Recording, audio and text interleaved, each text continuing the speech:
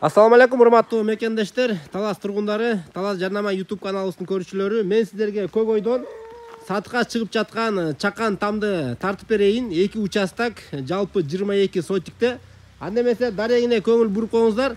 Ушул мен турган бул асфальт көчө, Манас көчөсү. Тагырагы тугандар ушул Роудунун көчөсү. Роудудан күн чыгышты көздөй. Болжолу бир 200 метр жүргөндө эле оң тарапта ушул күрөң воротадан үйдү чакан ак тамды көрө аласыздар. Манас көчөсү 120 үй. Анда эмесе видеодан алыстабай туруңуздар, мен сиздерге ушул тамдын ичин тышын баарын тартып берейин. Ошондой эле бул тамдын ичиндеги бардык эмеректердин баары калтырылат.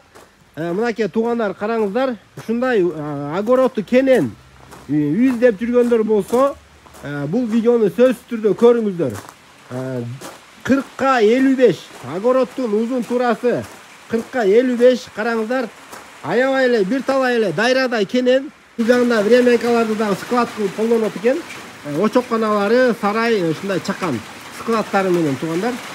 Мектепке да жакын, жол асфальт, ошондой эле чоң жолго да жакын, Талас шаарына да жакын. Анда эмесе бисмилла деп үйдүн ичине кирейли. Киргенде эле бул жерде өзүңүздөр көргөн эмеректер калат деп айтылды.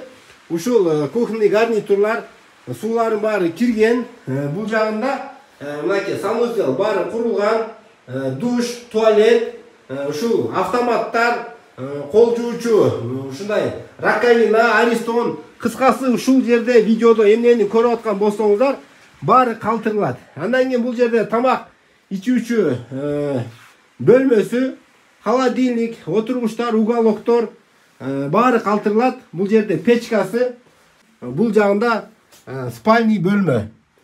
Бул холдон түз кире турган болсок, чоң зал.